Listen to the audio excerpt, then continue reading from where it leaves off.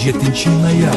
Урматтуу Москва шаарында убактылуу жашап иштеп жүргөн мекендештер, сиздерди 7 ноябрь саат 18:00 боло турчу мен мыйзамсыздыктарга макул эмесмин жана менин укугум бар кыймылдары уюштуруп жаткан мамлекеттик ишмер Адахан Мадумаров менен жолугушууга чакырабыз. Жолугушуунун форматы эркин түрдө жана суроо жооптор менен уланат. Дареги Москва шаары, метро Марина Роща, улица Новосушевский, переулок 6, строение 1.